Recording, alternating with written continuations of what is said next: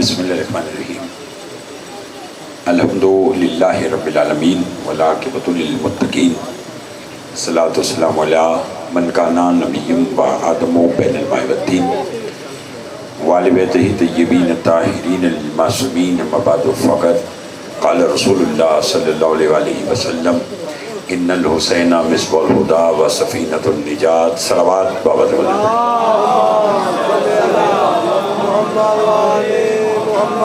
دعا گوں پروردگار عالم ہم سب کا اس فرشدہ پہ بیٹھنا اپنی بارگاہ میں قبول منظور فرمائے، بانی مجلس کے مولا دلی مقاصد پورے فرمائے، اس بڑے دربار سے کوئی خالی دامن نہ جائے۔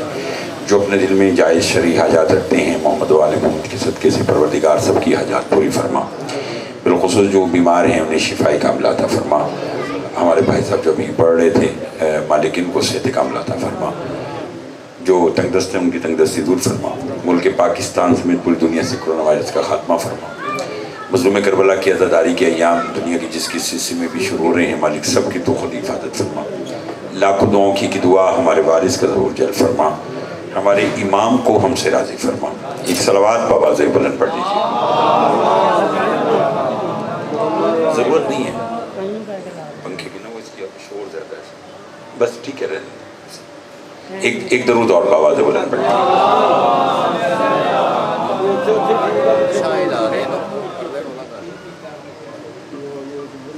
زحمت نہ ہو تو ایک درود اور بآواز بلند پڑھ لیے گا۔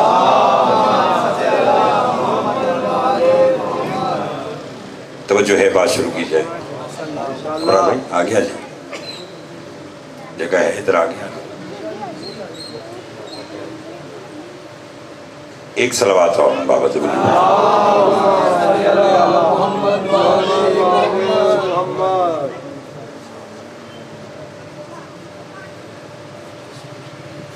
مولا آپ کو آباد و شاد رکھے۔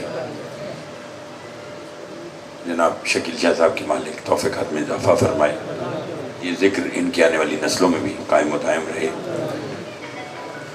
ابرار بھائی میں نے رسالت مآب صلی اللہ علیہ وآلہ وسلم کی ایک بڑا معروف فرمان تلاوت کیا ہے۔ سرکار فرماتے ہیں ان الحسین مصباح الہدی و سفینۃ النجات، فرمایا میرا بیٹا حسین ہدایتوں کا چراغ ہے اور نجات کی کشتی ہے۔ کون حسین علیہ السلام؟ چونکہ استقبال محرم ہے، محرم کی آمد آمد ہے، اس لیے چند جملے آج کی آپ کی خدمت میں سلطان کربلا کی ذات پاک میں پڑھنا چاہتا ہوں۔ وہ امام حسین علیہ السلام کی جسے ماننے کے لیے اللہ نے مذہب کی قید نہیں رکھی۔ اپنے پاس سے یہ جملہ میری کوئی خطابت کا نہیں، خود رسول سے کسی نے پوچھا تھا یا رسول اللہ کیا فرق ہے علی اور حسین کی محبت میں؟ تو آپ نے فرمایا یاد رکھو علی کی محبت کے لیے مومن ہونا ضروری ہے، حسین کی محبت کے لیے انسان ہونا ضروری ہے۔ علی کی محبت کے لیے بہت مہربانی جناب شاہ جی، مومن ہونا ضروری ہے اور حسین کی محبت کے لیے انسان ہونا ضروری ہے۔ اللہ نے کائنات جس کے صدقے میں بنائی اسے مصطفیٰ کہتے ہیں، اور جب بنائی اور اس کو دنیا میں بھیجا تو بھیجنے سے پہلے 1.25 لاکھ انبیاء کو اپنے محبوب کے استقبال میں بھیجا، اور پھر جب رسول کو بھیجا تو بھیجتے ساتھ ہی اعلان رسالت نہیں کروایا، بلکہ پہلے 40 سال اپنے محبوب کے کردار کی رسالت منوائی۔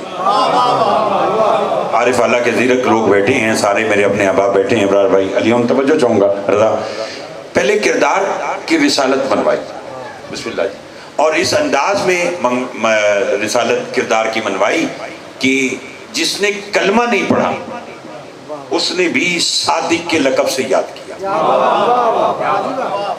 اور جب 40 سال نبی کا کردار مخلوق کے سامنے پیش ہو گیا تب کہا کہ اعلان رسالت کر، وگرنہ نبی کا تو خود فرمان ہے کہ کنت نبیا و آدم بین الماء والطین، میں اس وقت بھی نبی تھا جب ابھی آدم بن رہا تھا تو رسول تو اس وقت بھی رسول تھے، لیکن 40 سال پہلے رسول کا کردار منوایا تاکہ کل کو جب یہ کوئی بات کہے تو ان کو علم ہو، یہ جھٹلا نہ سکے، کیونکہ زبان سے صادق پہلے مان چکے، زبان سے امین پہلے مان چکے، اور پھر فوراً رسول کی زبان پر مہر لگائی، ما ینطق عن الہوی، یہ نطق بھی نہیں کرتا جب تک وحی نہ ہو جائے، یہ وہی کہتا ہے جو اللہ چاہتا ہے، اپنے پاس سے کچھ نہیں چاہتا، اپنے پاس سے کچھ نہیں کہتا، یہ وہی کہتا ہے جو اللہ چاہتا ہے۔ اب اگر بولیں تو جملہ کہوں، اللہ نے چاہا کہ رسول کہے الفاطمہ تو بذات منی،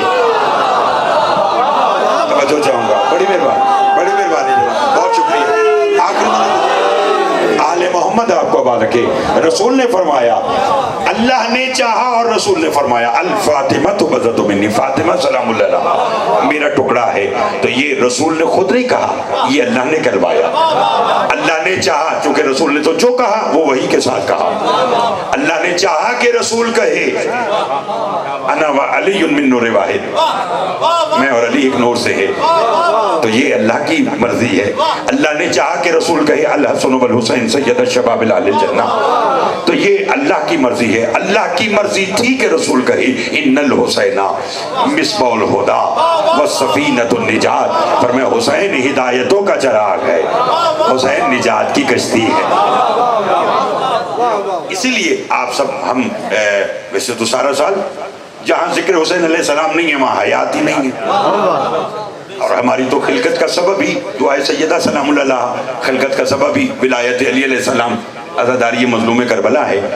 اور ابرار بھائی، چونکہ محرم کی آمد ہے، میں یہی چاہوں گا کہ جو حکومت نے آپ کے SOPs بنائے ہیں اس کے مطابق آپ ہر مجلس میں شرکت کیجیے گا، صرف اس لیے کہ تاکہ لوگوں کو پتہ چلے کہ یہ بااصول اور منظم قوم ہے، وگرنہ سلطان کربلا کی عزاداری نہ کل رکی تھی، نہ آج رکے گی، نہ قیامت تک رک سکتی ہے، چونکہ یہ اللہ کا حسین سے وعدہ ہے کہ تم میرا ذکر کرو میں تمہارا ذکر کروں گا۔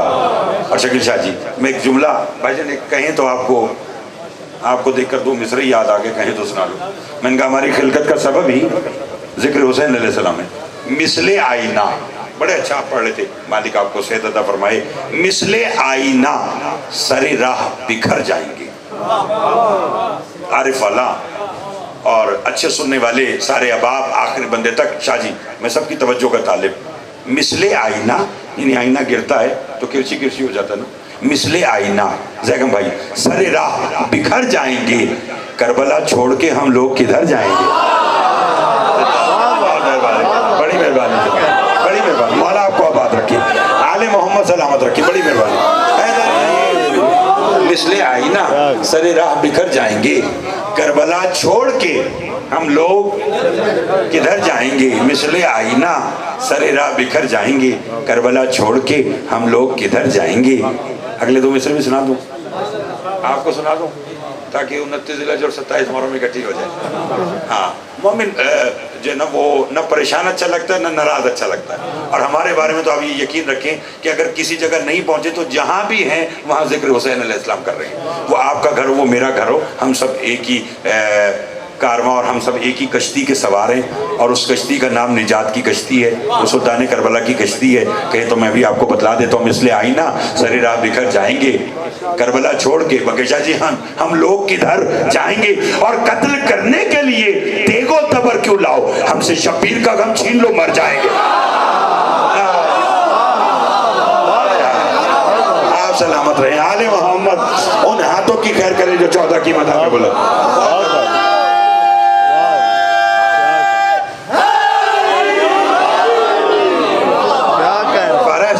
مولا آپ کو آباد رکھے، یہ مانگی ہوئی خیرات ہے علی کی بیٹی کی، مالک آپ کو آباد رکھے۔ میں آپ کے لیے دعا گوں، آپ میرے لیے دعا کیجئے گا، قتل کرنے کے لیے دیگ و تبر کیوں لاؤ، ہم سے شبیر کا غم چھین لو مر جائیں گے۔ ہماری تو خلقت کا سبب عزاداری مظلوم کربلا ہے۔ رسول نے فرمایا حسین ہدایتوں کا چراغ ہے، حسین نجات کی کشتی ہے۔ آپ کیا سمجھ، کون سی نجات کی کشتی؟ ابرار بھائی جو 28 رجب کو چلی، چند ماہ کے لیے مکہ میں رکی، پھر مکہ سے چل کے کربلا پہنچی۔ اللہ اکبر، لوگ سمجھتے ہیں کہ شاید کربلا جا کر وہ نجات کی کشتی رک گئی، نہیں، मासूम फरमाते वो निजात की कश्ती चल रही है और कयामत तक चलती रहेगी। मौला किस शक्ल में चल रही है? फरमाया जिक्र हुसैन की सूरत में, जिसका जी चाहे सवार हो जाए।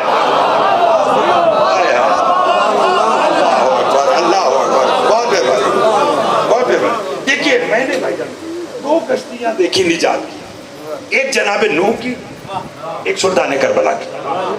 अगर कहें तो जरा सा फर्क बतलाऊं। भाई निजात की कश्ती जनाब नूह ने भी बनाई, निजात की कश्ती सुल्तान करबला की भी है, रसूल के फरमान के मुताबिक। कोई फर्क तो होगा। जो हुसैन वारिस अंबिया है, मैंने जो कहना था वो मैंने कह दिया, बोलना तो आप सब ने, कोई फर्क तो होगा ना। जो हुसैन वारिस अंबिया, कोई तो फर्क है। आइए मैं वो आपको फर्क बताऊं। जब नूह ने निजात की कश्ती बनाई तो कहा जो निजात चाहता है वो इस कश्ती में सवार हो जाए।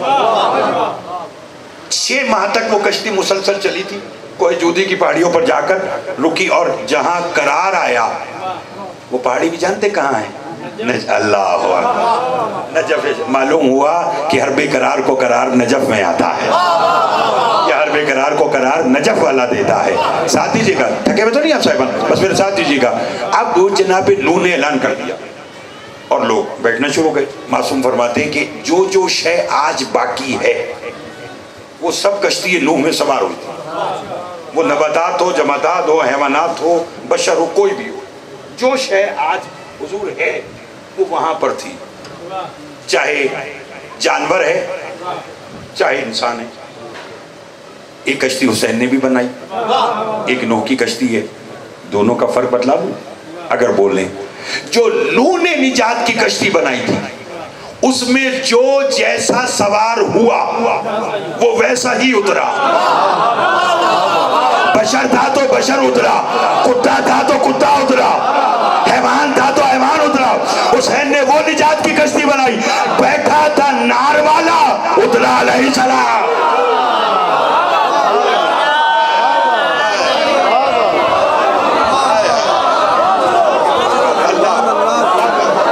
अल्लाह आपको सलामत रखे, मालिक आपको मेहरबानी।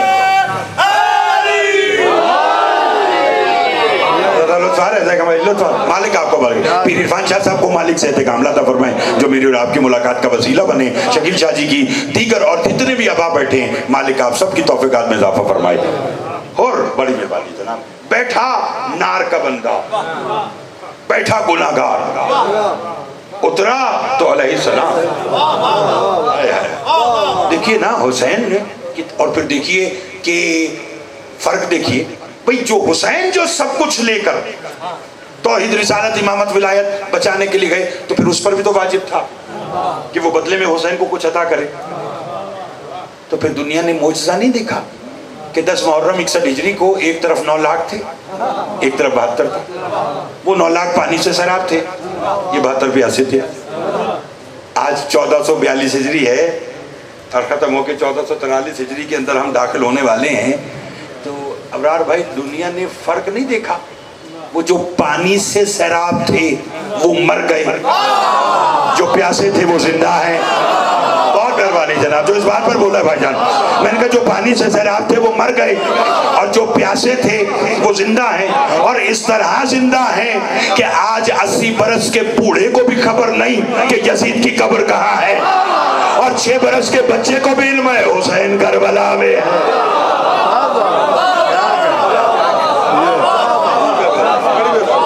आपको सलामत रखे, आले मोहम्मद आपको बादशाह रखे। घबराए हुए तो नहीं आप साहिबान। फरमाया मेरा हुसैन हिदायतों का चराग, बहुत निजात की कश्ती। हुसैन हिदायत का चराग है। तभी तो अबरार भाई अलीन शब आशूर ना, सुल्तान करबला ने जब अपने जानिसारान को इकट्ठा किया तो जानते हुसैन ने क्या किया? चराग गुल करवाया। एक जुमला कहना चाहता हूँ। फरमाया अकबर बेटा चराग बुझा दो। चराग बुझ गया। जब चराग बुझा ना तो जनाब ज़ोहैर ने पूछा हुसैन ये चराग बुझाकर बताना क्या चाहता है? कि मैं दुनिया को बतलाना चाहता हूँ कि जो आम चराग है वो कहीं ना कहीं बुझ जाता है, जो हिदायत का चराग है वो हमेशा रोशन रहता है।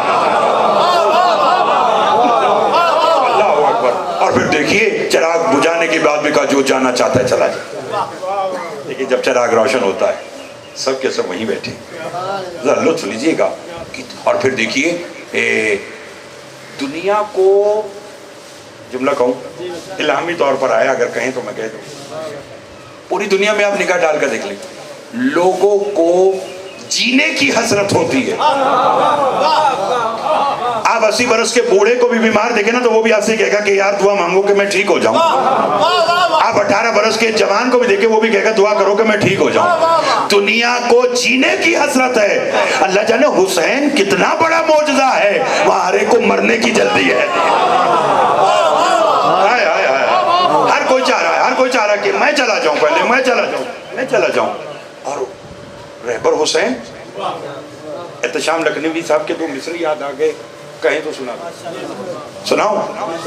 ہمیشہ ایسا ہوتا ہے کہ رہبر آگے ہوتا ہے, لشکر پیچھے ہوتا ہے. تو جب رہبر کسی شے کو فتح کرے تو پہلے کون داخل ہوگا؟ بولو, رہبر, اور پھر فوج, لشکر.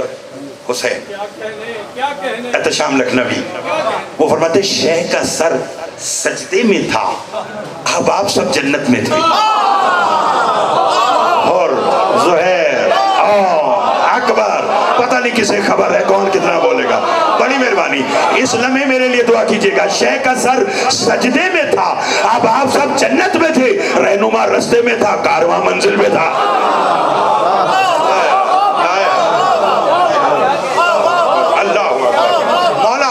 رکھے آل محمد رہنما رستے میں تھا, کارواں منزل پہ تھا. اور ایسا منزل پہ تھا, ہائے ہائے. کائنات عالم میں حسین وہ ہستی ہے جس نے جیتے جی لوگوں کو جنت دکھائی. میرے اپنے الفاظ نہیں, یہ خود رسول کی حدیث ہے جو کربلا محلہ میں سلطان کربلا کی پہلے زری کے شبکے پر لکھی تھی. آج کل تعویذ حسین پر جو خلاف ہے اس پر وہ حدیث لکھی ہے. جانتے کیا؟ ان الارض کربلا الا ترۃ من تر الجنہ. رسول فرماتے کربلا کی زمین جنت کے ٹیلوں میں سے ایک ٹیلا ہے. نہیں لوٹ لیا بس میرے ساتھ دیجیے گا. آج کا کربلا کی زمین جنت کے ٹیلوں میں سے. چھٹے مولا کا فرمان سنا دو تاکہ ہر ایک کو دوبارہ سے تقویت ملے. معصوم فرماتے زندگی میں ایک مرتبہ کربلا ضرور جاؤ تاکہ تم جنت کے راستوں سے واقف ہو جاؤ. ساتھ دیجیے گا. تو رسول نے فرمایا ان ارض کربلا الا ترۃ من تر الجنہ, کربلا کی زمین جنت کے ٹیلوں میں سے ایک ٹیلا ہے. چوتھے امام سے کسی نے پوچھا مولا جب قیامت آئے گی تو زمین کا کیا ہوگا؟ فرمایا اللہ اس کو اس کے رہنے والوں کے ساتھ اٹھا لے گا. کہاں لے کا جائے گا؟ فرمایا اپنی جنتوں سے اتنا بلند کہ خلد بھی نیچے, فردوس بھی نیچے, جنت نعیم بھی نیچے. تمام جنتوں سے کربلا اتنی بلند ہوگی کما یظہر لکوکب دری, جیسے کوئی زمین پہ بیٹھ کر ستارے کو دیکھتا ہے ایسے جنت والے جنت میں بیٹھ کر کربلا کو.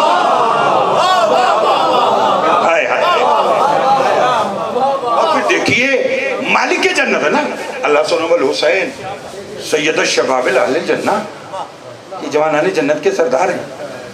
ان کے سردار ہیں جو جنت میں بسم اللہ جو جنت میں جانے کے اہل ہیں. اور اپنے ماننے والے کے لیے جانتے ہیں سب کچھ دینے کی بات. حسین نے اپنے حبدار اپنے عزادار کو سہولت کیا دی؟ سنیں گے لیکن بھائی سناؤ. جو حسین کو دل سے مانے, حسین کا عزادار ہے, اتنی تعداد میں آپ ابا بیٹھے تو خود پھر معصوم نے فرمایا مم بکا او ابکا او تباکا علی الحسین واجبت لہ الجنہ. فرمایا جو کوئی حسین پر روئے یا رلائے یا رونے والی شکل بنائے اس پر جنت واجب. آپ اچھا سن رہے ہیں, میں وقت سے زیادہ لیٹ ہو گیا تھا لیکن بھائیوں کے پھر بھی پیار اور محبت اور پھر عارف اللہ کی تو میں ہر جگہ پر تعریف کرتا ہوں. مالک آپ کو آباد و شاد رکھے. آپ سنا اچھا رہے, اس لیے میں آج کے 2 جملے اضافی آپ کی خدمت میں پیش کرنا چاہتا ہوں. فرمایا جو کوئی حسین پر روئے یا رلائے یا رونے والی شکل اس پر جنت. ابرار بھائی رسول نے یہ نہیں کہا کہ جو حسین کا ماننے والا یا جو میرا امتی یا جو علی کا شیعہ. اگر کتنا علی کا شیعہ تو بس مخصوص علی کے شیعہ پہ ہو جاتی. بات اگر کرتے کہ نبی کا امتی تو صرف جو امت رسول اگر حسین پر روتی تو جنت واجب ہوتی. رسول نے کہا مم بکا جو روئے. ہندو بھی اگر حسین کو حسین سمجھ کے روئے.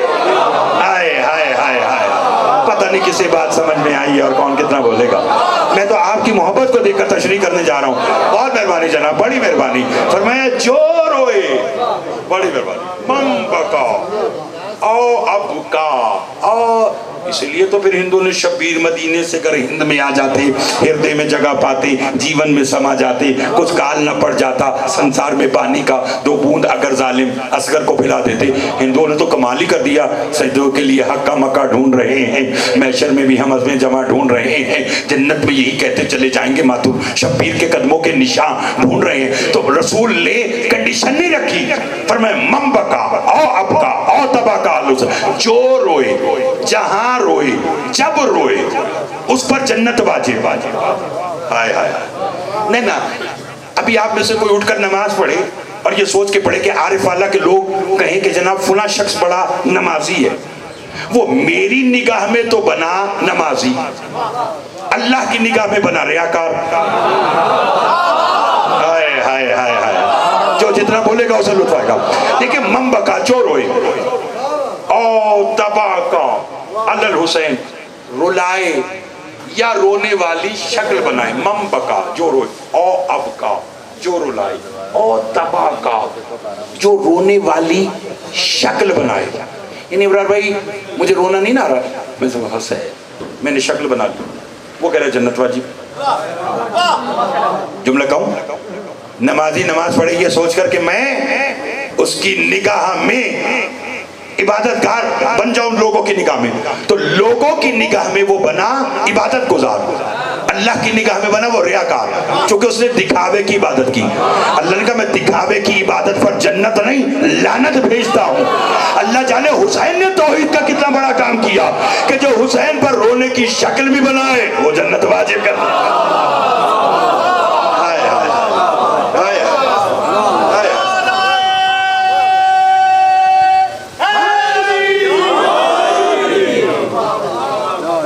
واجبت لہ الجنہ, جو کوئی روئے یا رولائے یا رونے والی شکل بنائے اس پر جنت. ہمارے مذہب اہل بیت کا ایک بڑا معتبر نام ہے علامہ ہلی علیہ رحمہ. اس حدیث کو پڑھا نا تو چونکہ کام تھا علماء کا غور و فکر کرنا, کہنے لگے رونا سمجھ میں آتا ہے, رولانا سمجھ میں, یہ رونے والی شکل پر جنت واجب. ساتھ ہی کہنے لگے زمانے کے امام سے کہ مولا میری کسی طرح مشکل کو حل کر. توجہ چاہوں گا, جہاں تک آواز جا رہی میرا ساتھ دیجیے گا, گھبرائے ہوئے تو نہیں آپ صاحبان, بس تھوڑا سا ساتھ دیجیے گا, آج کا نتیجہ لیجیے گا. کہنے لگا مولا میری مشکل کا حل کریں. زمانے کے امام کو بلایا, حج کا موسم تھا. اب علامہ ہلی علیہ رحمہ کے ذہن میں یہی سوال چل رہا ہے, رونے والی شکل بنانے پر بھی جنت واجب. جا رہے تھے, ناکا پر سوار تھے کہ ہاتھ سے عصا گرا, اٹھانے جو لگے تو ایک جوان نے وہ عصا اٹھا کر دیا. کہنے لگے کون ہو؟ انہوں نے کہا میں مذہب اہل بیت کا عالم ہوں. اس جوان نے پوچھا کہاں جا رہے ہو؟ کہنے لگا حج پر جا رہا ہوں. اس نے کہا میں کچھ دیر تمہارے ساتھ شریک سفر ہو سکتا ہوں؟ علامہ ہلی نے کہا ہو چلو. اس جوان نے کہا آپ مذہب اہل بیت کے بڑے عالم ہیں, ایک مسئلہ تو سمجھائیں. ان کا پوچھو. ان کا ایک بادشاہ اپنے عائزہ کرب اہل و عیال کے ساتھ شکار پر گیا جنگل میں. وہ شکار کر رہا تھا کہ اچانک وہاں تیز آندھی آئی. بادشاہ اپنے حواریوں سے اپنے سپاہیوں سے بچھڑ گیا. اس نے کہا اچھا پھر؟ کہنے لگے جب آندھی تھمی تو بادشاہ تنہا جنگل میں تھا. اس نے دیکھا اس کو بھوک لگی پیاس لگی تو اس نے کہا وہاں ایک جھونپڑی ہے جس کی باریک بڑھیا بکری کا دودھ ہو رہی ہے. کہا بادشاہ نے اس کو جا کر کہا کہ میں بھوکا ہوں اور پیاسا ہوں. کہا اس نے بکری کا دودھ پینے کے لیے دیا, بکری کو ذبح کیا, کھانا بنایا, بادشاہ کو کھلا دیا. اس نے کہا آپ مذہب اہل بیت کے عالم ہیں, اب مجھے بتلائیں. بادشاہ جب وہاں سے رخصت ہونے لگا تو اس نے ضعیفہ سے کہا کہ کبھی شہر آنا ہو نا تو میرے محل ضرور آنا. میرے دربار میں ضرور آنا۔ اس نے کہا ٹھیک ہے۔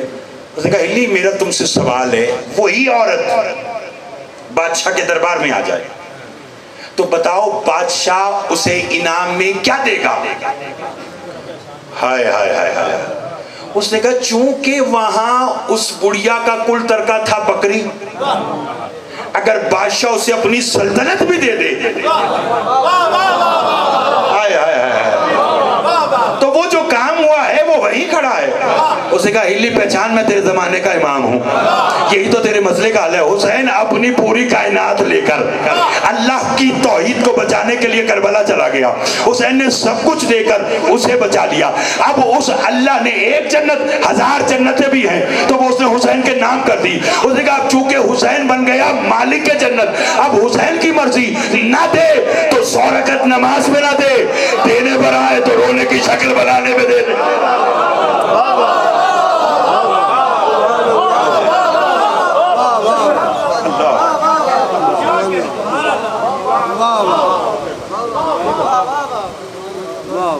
شہید محسن نقوی صاحب نے نہیں کہا تھا ایک آنسو کے ملتا ہے گھر فردوس کا، کس قدر شبیر نے جنت کو سستا کر دیا۔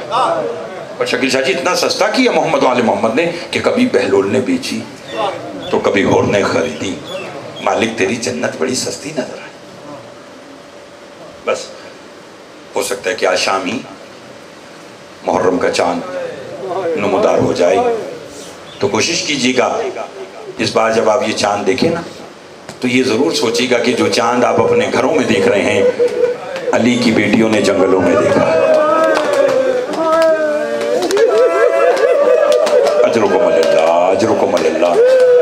روئیے، یہ رونا حسرت ہے علی کی بیٹیوں کی۔ خود مدینہ کے لوگ امام صادق کے دور میں فرماتے کہ جب ذی الحج کا چاند ختم ہوتا تھا نا، محرم کا چاند نمودار ہوتا تھا، اس نے کہا محرم کا چاند گھروں کی چھتوں پر نہیں دیکھتے تھے، ہم مغربین کے بعد امام صادق کے گھر کے باہر سے گزرتے تھے، اگر مولا کے گھر سے رونے کی آواز آتی تھی۔ اجرکم اللہ، اجرکم اللہ، اللہ اکبر۔ تو فرمایا ہم سمجھ جاتے تھے کہ مظلوم کربلا کی عزاداری کے ایام شروع ہو گئے۔ اپنے آپ پر سوگ طاری کیجیے گا، روئیے، چونکہ اس رونے کے لیے تو علی کی بیٹیاں شام سے ادھر کر آتی ہیں، اس رونے کے لیے تو اس پرسہ لینے کے لیے محمد کی گلوتی اور سچی بیٹی مدینہ سے آتی ہے۔ اور پھر آپ جانتے کہ آپ سے یہ کتنا پیار کرتے ہیں؟ کبھی آپ نے سوچا کہ محمد والے محمد آپ سے کتنا پیار کرتے ہیں؟ میں آپ کو آج ہی کے دن کی ایک بات بتاؤں، پرسوں پہلے 29 ذی الحج کو ایک ضعیفہ عورت کا جوان بیٹا انتقال کر گیا۔ میری آپ نے توقع سے بڑھ کر مجلس کا اور مصائب کا استقبال کیا ہے۔ میں اس لیے آج کا ایک جملہ اور آپ کو سنانا چاہتا ہوں۔ لوگ آئے، اس کی عورت کو، بڑھیا ماں کو سکتے کے اندر ہے، اور لوگ اس کے پاس بیٹھے اور اس کو حوصلہ دے رہے ہیں۔ جنازہ تیار ہوا، جنازہ لے کر چلے گئے قبرستان۔ جب اس جوان کے جنازے کو لے کر گئے نا تو مغرب کا وقت آ گیا۔ ضعیفہ چھت پر گئی تو اس نے لکھا محرم کا چاند نمودار ہو گیا۔ وہاں چاند دیکھا اور رو کر کہنے لگی انا للہ و انا الیہ راجعون۔ اگر رونا تو بھی تب دیکھیے گا، پردے میں بیٹھی میری مائیں بہنیں بھی سماعت کریں۔ آج کا جملہ سننا، گھر آئی، صندوق کھولا، کالا لباس نکالا، زیب تن کیا، فرش ادا بچھا کر بیٹھ گئی۔ آپ بھی جانتے نا کسی گھر میں موت ہو جائے تو لوگ قبرستان سے بعد گھر آ کر فاتحہ پڑھتے ہیں۔ لوگ قبرستان سے واپس آئے، ضعیفہ سے آ کر کہنے لگے ہم فاتحہ پڑھنے آئے ہیں کہ تیرا جوان بیٹا مر گیا۔ اس ضعیفہ نے روکے کہا نہ، محرم کا چاند نمودار ہو گیا، اب مجھے کوئی میرے بیٹے کا پرسہ نہ دے۔ جس نے رونا ہے وہ فاطمہ کے بچوں کو روئے، جسے رونا ہے وہ علی اکبر کو روئے، جسے رونا ہے وہ عباس و حسین کو روئے۔ بس رونے والوں 12 دن تک یہ ضعیفہ فرش عذاب بچھا کر حسین کو روتی رہی۔ 13 محرم کو آخر ماں تھی، اس نے کہا آج قبرستان جاتی ہوں، بیٹے کی قبر پہ پانی کا چھڑکاؤ کرتی ہوں، بیٹے کی قبر پہ چراغ جلاتی ہوں، مگر جیسے قبرستان آئی حیران رہ گئی۔ کیا دیکھا؟ بچے کی قبر پہ پانی کا چھڑکاؤ ہوا ہے، چراغ بھی جل رہا ہے، اور سرانے ایک نقاب پوش بی بی رو رہی ہے۔ ضعیفہ نے آگے بڑھ کے کہا بڑھیا، اس بڑھیا نے رو کر کہا اے بی بی تو بھول رہی ہے، یہ تیرے بیٹے کی نہیں، یہ میرے بیٹے کی قبر ہے۔ اس بی بی نے رو کر کہا مجھے پہچان، میں بھولنے والی نہیں ہوں، میں جانتی ہوں میں حسین کی ماں فاطمہ ہوں۔